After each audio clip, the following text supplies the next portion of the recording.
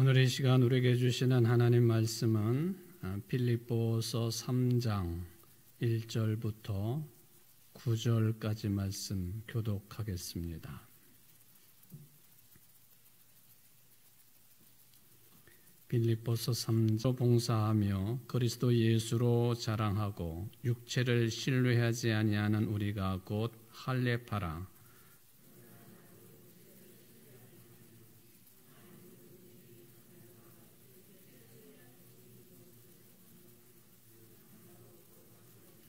나는 8일 만에 할례를 받고 이스라엘 족속이요 베냐민 지파요 히브리인 중에 히브리인이요 율법으로는 바리새인이요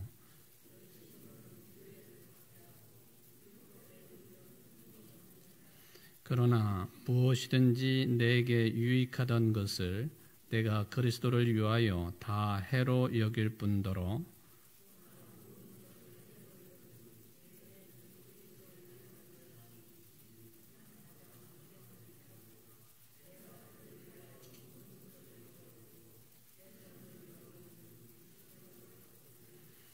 그 안에서 발견되려 함이니 내가 가진 의는 율법에서 난 것이 아니요 오직 그리스도를 믿음으로 말미암은 것이니 곧 믿음으로 하나님께로부터 난 의라.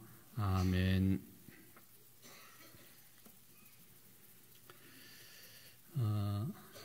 지난 시간에 이제 빌립보서 3장을 처음으로 생각을 해 보았습니다.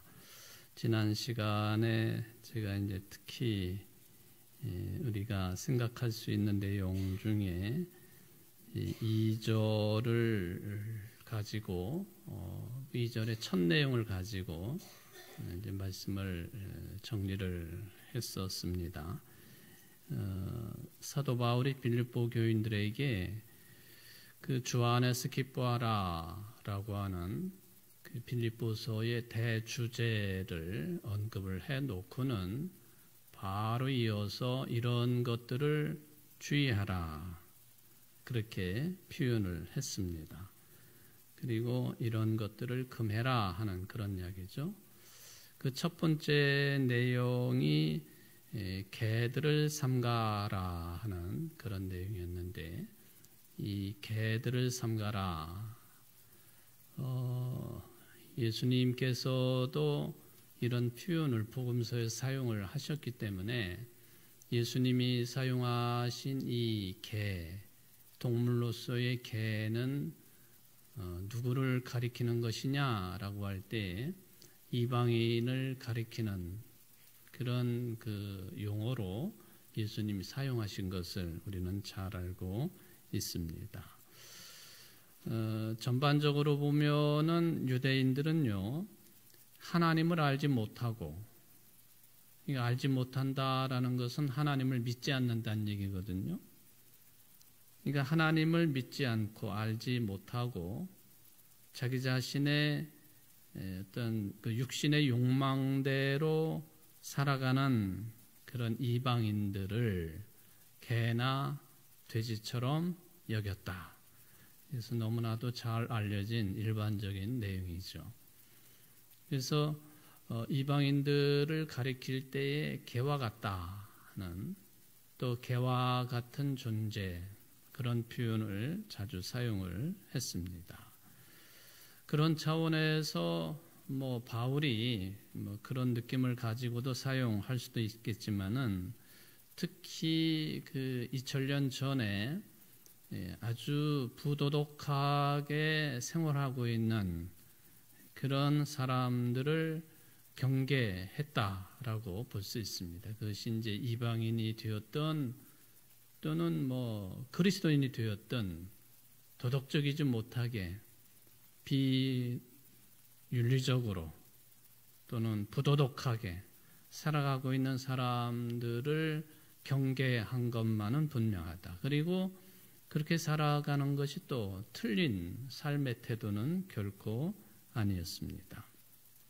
실제로 초대교회 당시는 이러한 그 시대 정신 자체가 우리가 지금 생각하고 있는 그런 수준의 윤리의식이라든지 도덕의식이라든지 이런 것들이 매우 미약한 그런 시대의 정신이었다라고 하는 것을 생각을 해볼 수가 있겠죠. 당시의 시대 정신은 철학으로 말하면 헬라 철학이고 또 종교로 말을 해도 그 헬라의 종교를 이어받은 로마 시대 때의 종교 정신이다. 그렇게 이제 정리를 해볼 수가 있겠습니다. 특히 헬라 철학으로부터 우리 기독교가 영향을 절대적으로 받았다고 볼 수 있는 그런 흐름 중에 하나가 뭐냐 하면은 이 몸과 생각과 마음을 완벽하게 분리를 해서 바라보는 거죠. 그런 시각을 가지고 있었다. 일종의 이것은 영과 육을 뚜렷하게 구분을 하는 이원론적인 사고 체계가 당시의 시대의 정신이었다 하는 거죠. 이 내용은 수도 없이 제가 언급을 했고 여러분들도 기억이 날 만큼 그런 내용 아닙니까? 그러니까 우리의 몸은 더러운 것이고 악한 것이고 추한 것이고 그래서 유한하고 썩어 없어질 것이고 사라질 것이고 그런 내용이죠. 반면에 우리의 생각, 눈에 보이지는 않지만은 우리의 생각, 특히 영혼은 눈에 보이지 않지만 그거는 굉장히 고상한 것이고 높은 차원이고 또 무한한 것이고 그런 개념이죠. 쉽게 표현하면은 그래서 예수님이 하나님이시다. 그러니까 하나님, 눈에 보이지 않는 하나님이신데 그 하나님이 어떻게 사람과 똑같은 모습으로 인간으로 이 세상에 올 수가 있느냐? 그걸 부인하지요. 예수님의 육화, 성육신을 부인합니다. 더러운 몸을 입고 올 수 없다 하는 것이죠. 당연히 예수님의 죽음도 받아들이지 않고 그렇죠. 어떻게 죽을 수 있느냐 하는 거죠. 하나님이신데.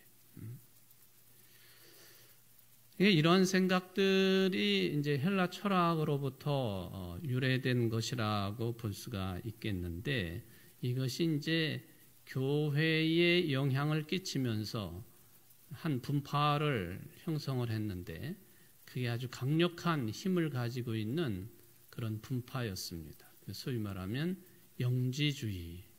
영지주의라고 하는 그런 분파를 형성해서 초대교회 신앙과는 매우 혼란스럽게 했다 하는 것입니다. 그래서 이 몸을 아주 하찮게 여기는 이 살과 뼈와 물과 피로 이루어진 이 몸뚱아리 이거를 아주 저주스럽게 여기고 하찮게 여기는 그런 생각이에요. 그러니까 이 몸의 이 모든 것들을 육신대로 살아가는 것들을 한편에서는 극복을 해야 되겠다 해가지고 아주 극단적인 금욕주의에 빠지는 사람들이 있었고요. 극단적인 금욕주의가 어떤 것인가 하는 것은 여러분들이 생각을 충분히 해볼 수가 있겠습니다. 또 한편으로 보면은 정반대로 흘러가는 것이죠. 육체의 본능대로 자기 자신의 삶을 내맡겨버리는 그러니까 극단적인 금욕주의가 있는 반면에 그 반대편에는 극단적인 쾌락주의 이것이 아주 극단적인 것들이 존재를 했다는 거죠. 우리가 흔히 쓰는 말로 극과 극은 통한다 그런 말을 사용을 하는데 이 극단적인 금욕주의하고 극단적인 쾌락주의 이거는 제가 볼 땐 통할 수 없는 그런 현상들입니다. 자, 이것이 이제 당시의 어떤 그 사회적인 흐름이라고 그렇게 이제 시대 정신이라고 이야기를 한다면 교회는 이런 시대 정신의 영향을 받지 않을 수가 없는 겁니다. 당연히 영향을 받지요. 소위 말하면 세속적인 어떤 흐름, 사상 이런 것들에 초대교회가 아주 지극한 영향을 받게 되었다. 교인 중에도 이런 주장하는 사람들, 저런 주장하는 사람들, 특히 이제 영지주의의 영향을 받다가 보니까 이 몸을 하찮게 여기는 그런 흐름들이 교회 안에도 많이 침투가 되었다 하는 것입니다. 우리가 장례식을 하다가 보면은 특히 이제 입관식을 할 때에 그 예식서의 내용이 그런 게 강조가 돼요. 이 몸을 누가 주신 것이냐? 몸을 누가 주신 것이냐? 그거는 아주 평범한 표현이고, 이 몸조차도, 죽은 이 몸조차도 누가 주신 것이냐? 하나님이 주신 것이다. 하나님이 허락하셔서 우리의 몸이 존재할 수가 있는 것이다. 그렇기 때문에 죽은 몸이라 할지라도 이것을 귀하게 여기고, 그래서 새 옷을 갈아입혀드리고 그 몸을 관에 고이 모셔드리고, 그리고 요즘에는 그 일반화되어 있지는 않지만은 이제 그 땅에 하관까지 하는 화장을 하니까 그런 모습들이 많이 사라지긴 했습니다만은, 우리의 몸뚱아리라고 부를 이유는 이 육체도 하나님이 주신 것이다. 그건 맞는 얘기죠. 그건 진리입니다. 근데 이것을 너무 극단적으로 갈라치기를 해버리는 시대 정신이 영지주의로 교회 안에 크게 침투가 되어 있었다 하는 거예요. 어쩌면은 그래서 바울은 이런 그 시대 정신 사상적인 흐름에 바울도 그의 가르침이나 복음의 해석이나 교회에 대한 언급이나 그리스도인들의 삶이나 이런 것들에 대해서 언급을 할 때에도 이게 좀 뭔가를 구분하는 듯한 그런 언급을 합니다. 예를 들면은 믿지 않는 사람들하고 몽회를 같이 하지 말라. 그러면서 하는 말이, 의와 불법이 어찌 함께 하겠느냐. 또 빛과 어둠이 어찌 사귈 수 있겠느냐. 그리스도와 벨리알이 어떻게 조화를 이룰 수 있겠느냐. 그런 질문을 던지고 있는 거예요. 바울이 꼭 영지주의 또 이원론적인 시대정신 거기에 완벽하게 물들었다 그렇게 말하는 것은 아니지만은, 바울의 표현 가운데 보면은 당시 초대교회 교인들의 이해를 돕기 위하여 빛과 어둠을 이렇게 대비를 시킨다든지 그런 그 표현들을 자주 사용을 하고 있다 하는 것을 볼 수 있습니다. 또 육과 영의 온갖 더러운 것으로부터 자기 자신을 깨끗이 하라라고 하는 것도 언급을 하고 있습니다. 물론 이제 기독교의 그 세계가, 또 기독교의 정신이 무슨 일반론적인 도덕률, 또 뭐 윤리관 이것을 주장하는 것은 결코 아니에요. 여러분 한번 생각해 보십시오. 이 도덕윤리적으로 뭐 소위 흔히 하는 말로 법도 없이 살아갈 수 있는 사람, 법 없이도 살 수 있는 사람, 도덕윤리적으로 깨끗하고 뭐 흠잡을 데가 없고 남에게 해코지하지 아니하고 남에게 나쁜 영향 끼치지 아니하고 살아가는 사람, 그런 사람들이 예수님을 믿지 아니하는 것하고, 흠결은 있지만은 예수를 그리스도로 믿는 것하고 이런 차이가 있지 않아요? 그러니까 기독교의 정신은, 믿음의 내용은 무슨 도덕률을 이야기하는 게 결코 아니라는 거예요. 솔직히 말하면은 우리들 중에 누가 도덕적으로 윤리적으로 흠결이 없는 사람이 누가 있겠습니까? 성서적인 표현을 따르면은 의인은 없나니 하나도 없다. 그럼 그거를 믿으시죠? 그래도? 나는 아니에요. 나는 완벽해요. 속된 말로 웃기는 소리죠. 그거는 웃기는 소리. 어느 누가 완벽한 사람이 있겠어요? 내 생각도 완벽하고 내 마음도 완벽하고 내가 하는 말도 완벽하고 내가 살아가는 모습도 완벽하고 내가 하는 판단력도 완벽하고 천만에요. 그거는 진짜로 교만한 거예요. 그러니까 우리가 신앙생활의 첫 정신이 뭐냐면은 주여 나를 불쌍히 여기소서. 하나님 나를 불쌍히 여겨주십시오. 교회 들어와서도 제일 먼저 여러분들이 고백해야 될 내용이 뭔 줄 아세요? 주님, 죄인이 왔습니다. 나를 불쌍히 여겨주세요. 나 잘 살다 왔어요. 나 자신만만해요. 죄도 안 지었어요. 성결하게 잘 살았어요. 그건 아니라는 거예요. 사람 앞에 그러라는 게 아니라 하나님 앞에 우리는 그런 모습을 첫 모습으로 갖춰야 된다 하는 거예요. 그러니까 오래전부터 교회의 어떤 전통, 기도문 또는 거기에 따른 기도송 이런 것을 우리는 이제 주여 나를 불쌍히 여기소서 끼리에 레이손이라고 하는 그런 말이 예배의 정신의 첫 출발이라고 하는 이유가 거기에 있는 거예요.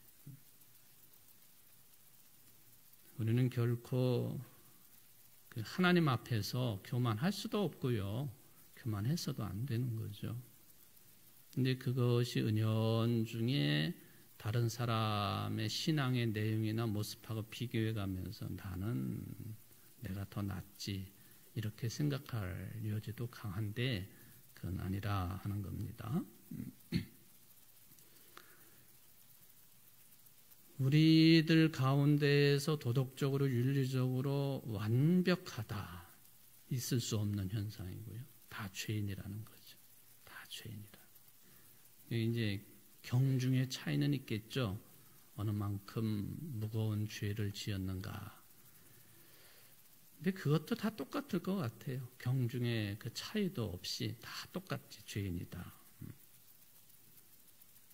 그런데 그 믿음이나 신앙의 원리로 보면은 다 그것은 똑같거든요. 근데 조금 차이가 있다고 한다면 윤리와 도덕적인 삶은 그 믿음의 세상에서의 열매라는 거예요. 그게 절대적인 가치 기준이 될 수 없지만, 그리고 우리 기독교가 도덕률이나 윤리 이것을 어떤 믿음의 내용으로 삼는 것은 아니지만은 세상에서 믿음의 열매를 거두어 드린다고 할 때에 여러 가지 성령의 열매도 마찬가지고 믿음의 열매도 마찬가지고 그거는 결실로서 드러나기 때문에 우리는 이 도덕과 윤리를 무시하지 않는다 하는 것이죠. 열매로서 소중히 생각한다. 어려서부터 종교를 구분을 할 때 고등종교라 그렇게 분류를 하지 않습니까? 고등종교가 있으니까 거기에 못 미치는 하등종교 또 좀 저등종교가 있지 않겠습니까? 이 고등종교의 가장 큰 특징이 뭐냐 하면은 그게 제일 중요한 가치 기준은 아니지만 세상의 삶에 있어서 도덕 윤리를 갖춘다는 거예요. 우리 기독교는 그걸 갖추고 있는 거예요. 불교도 갖추고 있고요. 이슬람교도 마찬가지고. 그러니까 이런 그 세계에 존재하고 있는 몇몇의 그 종교들을 고등 종교라고 분류를 하는 이유가 그 기준이 어디에 있느냐? 윤리 도덕성을 갖추고 있느냐? 거기에 따른다 하는 것을 생각을 해 봅니다. 이게 이제 개처럼 여긴다 할 때 이게 다 무너져 내린 사람들. 일단 하나님을 믿지 않고 알지 못하는 사람들의 삶이 엉망진창인 경우가 많죠. 그러니까 그런 존재들을 개나 돼지로 부르는데 특히 유대인들은 그런 경우를 개라고 하는 짐승을 등장시켜서 표현을 했다 하는 그런 이야기가 되겠습니다. 개를 삼가고, 그 다음에 이제 2절 두 번째 보면은 뭐예요? 행악하는 자들을 삼가고, 그걸 요청을 했습니다. 행악하는 자들을 삼가라.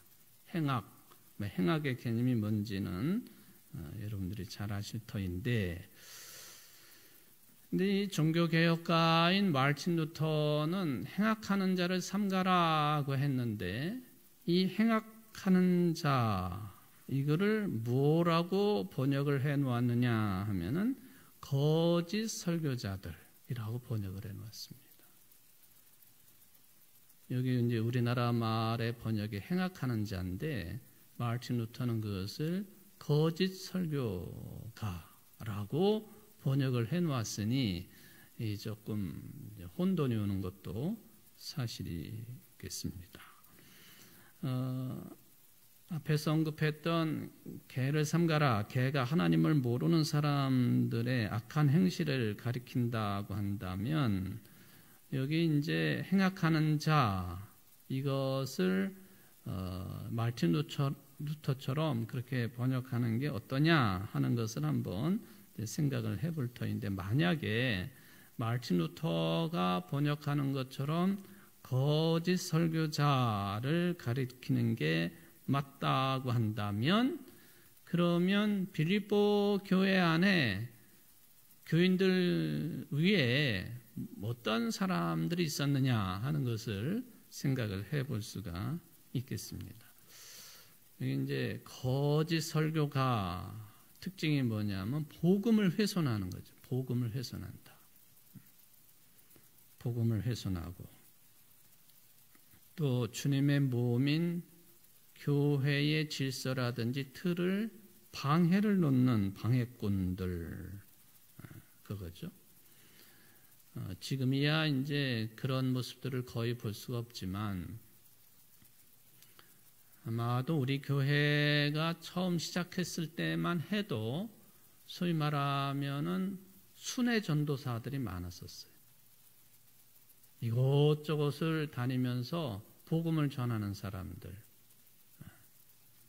특히 이제 매서인들, 책을 팔러 다니는 사람들, 근데 그 사람들을 이용해 가지고 초기 기독교 시절에 쪽복음을 전한다든지 또는 전도제를 전한다든지 이런 일을 많이 했죠. 그 매서인들, 아니면은 물건을 팔러 다니는 사람들, 전국을 상대로 한다든지 어느 한 지역을 상대로 한다든지 먼 거리를 여러 마을을 여러 도시들을 돌아다니면서 책을 파는 사람들, 또는 여기 또 이제 물건을 파는 사람들, 특히 매서인들, 책을 팔러 다니는 사람들 가운데에 초대교회 역사에 보면은 그런 분들이 나중에 교회의 지도자들이 되는 경우가 꽤 많이 있었습니다.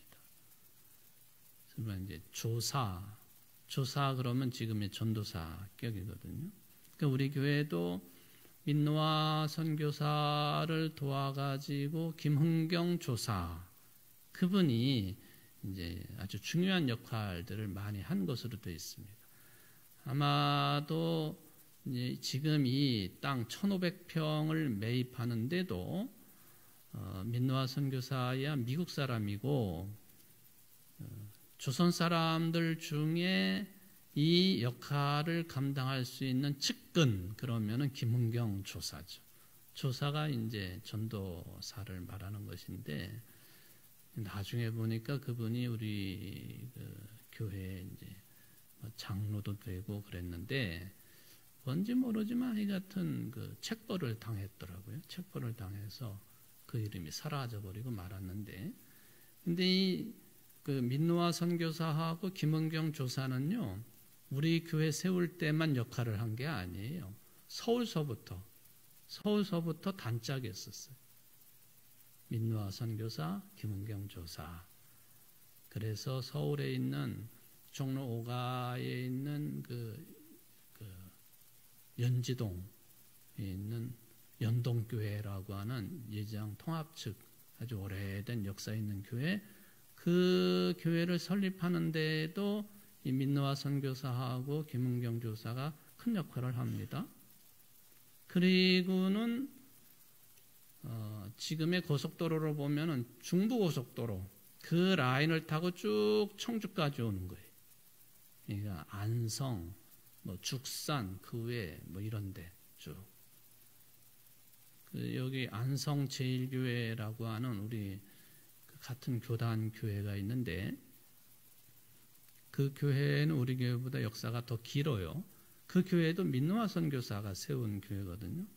근데 하여튼 가는 곳곳마다 민노아 선교사와 김은경 조사 이렇게 이제 역할을 맡아서 수고를 하지요. 그러니까 이렇게 순회하면서 전도를 하는 사람들, 여기 이제 2000년 전이니까 더더욱이 이런 활동력을 가지고 있는 사람들의 영향력이 컸다, 그렇게 보는 거죠. 그런데 언제나 좋은 사람들만 있었던 것은 아니죠. 그 중에는 정말로 교회를 해치고 그리고 복음 정신을 훼손하고 그런 경우는 그것을 뭐 복음을 전했다 또는 뭐 설교를 했다 그렇게 말할 수 없죠. 떠들고 돌아다니는 거죠. 그것은. 이 빌립보 교회도 그런 사람들의 영향을 받았다. 빌립보 교회뿐만 아니라 사도 바울이 세워놓은 소아시아 여러 교회들 그리고 초대교회가 이런 영향권에서 벗어나지 못했다 하는 그런 이야기죠. 방해를 놓는 사람들이. 그러니까 복음의 정신을 깨트리고 그리고는 무언가를 전하긴 전하는데 자신들의 생각을 전하는 거죠. 사람의 생각을. 이걸 가리켜서 사도 바울도 자주 사용하는 그런 용어입니다만 거짓 교사 또는 거짓 설교가. 사도 바울도 실제적으로 많은 지역의 거점 도시들에 세워진 교회들을 돌아다니면서 복음을 전했을 뿐만 아니라 교회가 탄생되기 전에는 그가 어디를 중심으로 이 복음을 전했느냐 하면은 유대인들의 회집 장소인 회당을 중심으로 돌아다니면서 복음을 전했잖아요. 많은 어려움을 겪었죠. 유대인들로부터. 이런 사람들을 우리는 흔히 이제 순회 설교가라고도 부르지만은 또는 방랑 설교가, 나그네처럼 그저 자기 자신을 복음 전파에 헌신을 했던 그런 사람들이 적지 않았었다. 그런 이야기입니다. 특히 이제 이 빌립보 지역, 항상 그 지역이 어떤 상황의 지역이냐 하는 것이 이제 이런 영향을 받느냐 안 받느냐 또는 덜 받느냐 많이 받느냐 하는 것에 영향을 끼치게 되어 있는데 빌립보 지역은 그 빌립보 지역부터 로마까지 직통 도로가 있었잖아요. 직통 도로. 물론 국도 1호는 아닙니다. 국도 1호는 로마 시대 때 국도 1호는요. 로마로부터 시작해가지고 그 아피아 가도라고 불리우는 그 도로가 어디까지 이어졌느냐 하면은 지금의 이탈리아의 나폴리까지, 항구 도시 나폴리까지 이 아피아 가도가 연결이 되어 있습니다. 그러니까 당시로 보면은 엄청난 일이죠. 엄청난 일. 그래서 바울이 황제에게 재판을 받으려고 항소를 해가지고 배를 타고 나폴리 부근에서 내려가지고 나폴리로부터 국도를 따라가지고 로마까지 가는 거예요. 그게 이제 소위 말하면 국도 1호. 우리나라 국도 1호는 어디부터 어디까지죠? 서울에서 부산. 서울에서 부산까지가 국도 1호예요. 우리 청주는 거기에서도 조금 벗어나긴 했지만은 경부선 철도로 말하면은 물론 이제 그 부산에서부터 서울을 거쳐가지고 우리나라 한반도의 국도 이루는 저 신의주까지 올라가는 거죠. 신의주까지. 그래가지고 부산에서부터 해가지고 서울을 거쳐가지고 신의주를 거쳐가지고 베이징을 거쳐가지고 저기 포르투갈 리스본까지 갈 수 있어요. 육로로. 그런 시대가 빨리 오기를 바라지만은 유언하긴 하죠. 이 빌립보는 그렇게 국도 이로는 아니지만은 빌립보 지역부터 로마까지 도로가 뚫려 있는, 직통 도로가 뚫려 있는 매우 주요한 도시였다는 거예요. 당시에 주요한 도시였다라고 하는 것은 헬라 철학, 헬라 문명, 거기에 깊이 젖어 있는 도시다, 지역이다, 그런 이야기가 되겠습니다. 헬라 철학의 특징은 토론 문화예요. 토론. 자기 주장을 강하게 펼칠 수 있는 그런 바탕이 헬라 철학이거든요. 그 바울도 거기에 익숙해져 있던 사람이죠. 그래서 그리스의 아테네에 가서 복음을 전하면서 자기도 자신만만했잖아요. 나도 철학도 잘 알고 그런 바탕을 가지고 복음을 전했지만은 아테네에서 복음 전파는 실패를 했습니다. 그래서 의기소침해 가지고 간 도시가 그 다음에 고린도예요. 고린도전서 처음 부분을 읽어보면은 내가 이제 앞으로는 예수 그리스도 십자가 외에는 전하지 않겠다. 다 배경이 있는 표현들이에요, 그것들이. 근데 이 빌립보 지역은 그런 헬라 철학의 꽃이 피어 있는 그런 지역이었다라고 하는 것을 생각해 보면은 이게 교회 안에도 그런 철학 영향, 여러 가지 시대 정신이 깊이 들어와 있었고, 그러니까 영육을 분리를 하고 영지주의가 횡행을 하고, 그러니까 루터가 번역을 한 것처럼 거짓 설교가들도 많이 들락거렸다, 그렇게 보는 것이 맞겠습니다. 그런데 문제는 뭐냐 하면은 교인들의 신앙 의식이 또는 신앙의 의식 수준이 단단하다든지 높낮이로 표현하면은 높아가지고 어느 누가 와서 떠들지 간에 흔들리지 않는 그런 경지라고 한다면 별 문제가 없겠는데, 이거 거짓 설교가들을 그래서 구분하는 게 쉽지 않은 거예요. 더군다나 이 거짓 설교가들은 처음부터 자기들의 본색을 드러내질 않습니다. 요즘의 이단과 똑같은 모습이죠. 결정적인 순간이 올 때까지 딱 발톱을 감춰놓고 있는 거예요. 그러니까 이게 전문적인 어떤 식견이 없는 한 그를 가려낸다고 하는 것이 결코 쉬운 일이 아니에요. 뿐만 아니라 그런 사람들은 언변도 뛰어난 사람들이라 말을 잘해요. 말을. 목사들 그러면은 말을 잘한다. 그러면 그것도 조금 나은 표현이에요. 이렇게 가면은 이제 그거는 참 한심한 거죠. 말만 잘한다. 목사는 말만 잘한다. 그래 놓으면은 이제 그거는 한심한 지경에 추락한 거죠. 저는 말을 잘 못하니까 그런 축에 들지도 못해요. 오늘은 말이 더 잘 안 되네. 하여튼 말만 갖고서는 진리의 논쟁이 불가능한 거예요. 말만 가지고 되는 게 아니거든요. 불교 용어에 보면은 분립문자라고 하는 그런 표현이 있어요. 분립문자. 이 분립문자라고 하는 그 이야기는 어떤 이야기냐 하면은 그 언설이나 문자가 지니고 있는 형식과 틀에 집착하거나 빠지는 것을 경계해라, 그런 얘기.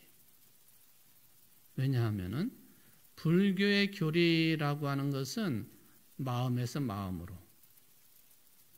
이게 진짜지.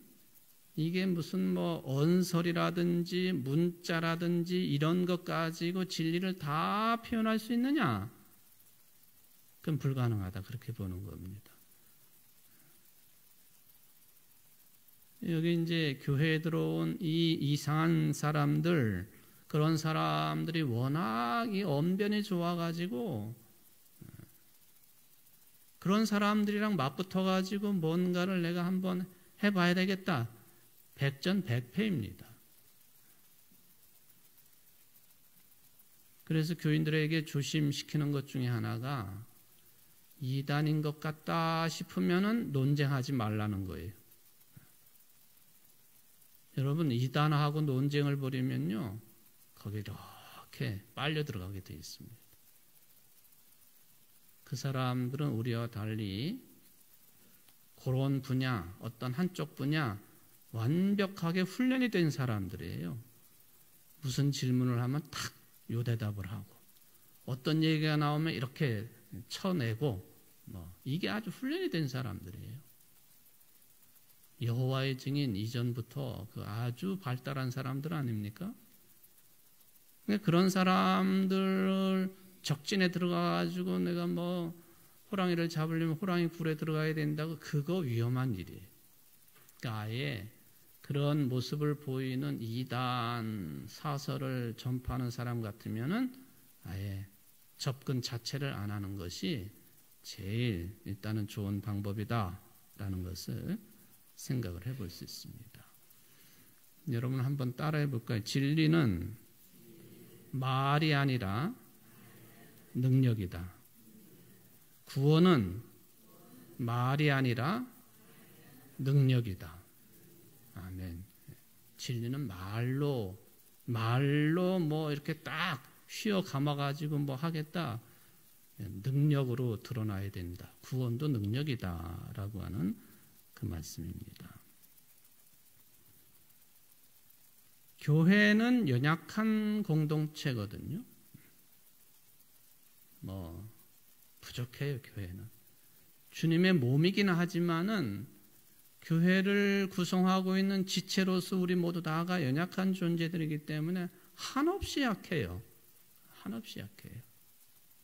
그래도 교회이지만 이 교회 공동체는 이러한 거짓 설교자 그리고 참 설교자, 이것을 구분한다고 하는 것 자체가 참 어렵다 하는 그런 얘기예요.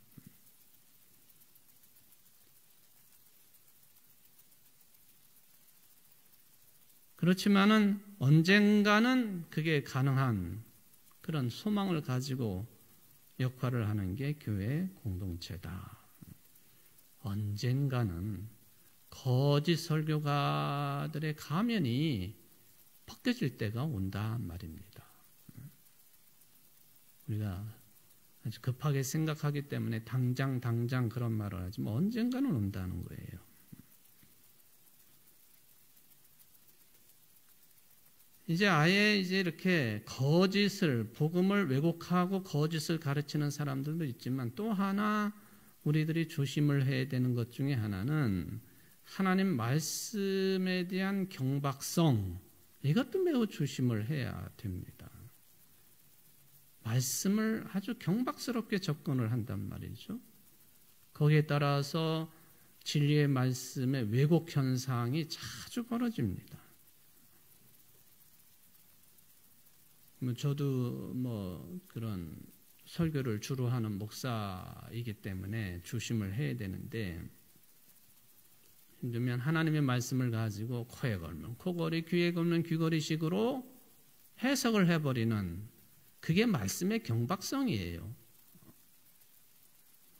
여러분들이 듣기에는 그렇게 하는 것이 쉽게 들릴 수는 있지만은,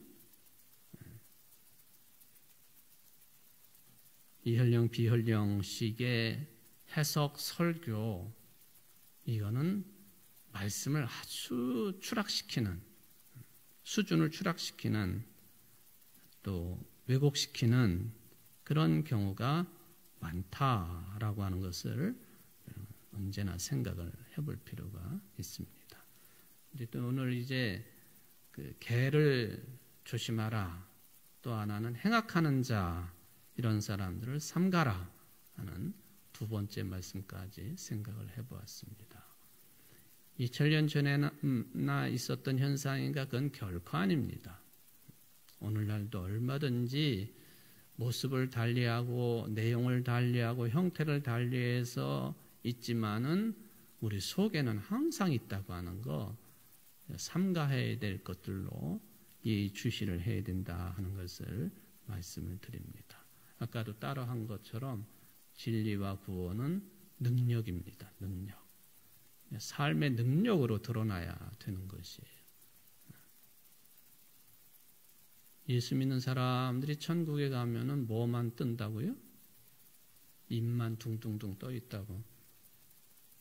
근데 요즘에는 또 그게 또 다른 버전이 있더라고. 입이 위에 뜨지 않아도 밑에서 가라앉아가지고도 얼마든지 얘기를 한다는 거예요. 그게 다른 버전이에요. 그게 다른 버전. 능력의 사람들 되시기를 주의 이름으로 축원을 드립니다. 자비로우신 하나님 아버지, 오늘도 수요일 저녁 시간을 맞이해서 주님 전에 나왔습니다. 모든 것이 어수선한 때인데 우리들에게 차분한 마음을 허락하여 주시고 하나님께서 이루시고 이끌어 가시는 모든 세상사 또 우리의 개인적인 인생사 다 하나님께 맡겨드립니다. 주님 인도하여 주시고 이끌어 주시고 우리 가운데 역사하여 주옵소서. 믿는 사람들, 교인들이 말만 잘한다고 하는 그런 이야기 듣지 않도록 도와주옵시고 삶의 능력으로 세상을 변화시키며 빛이고 소금이고 누룩이라고 하는 것을 잠시도 잊지 않고 살아갈 수 있는 오늘 예배에 참여한 모든 성도들이 될 수 있도록 축복하여 주옵소서. 예수님의 이름으로 간절히 기도하옵나이다. 아멘.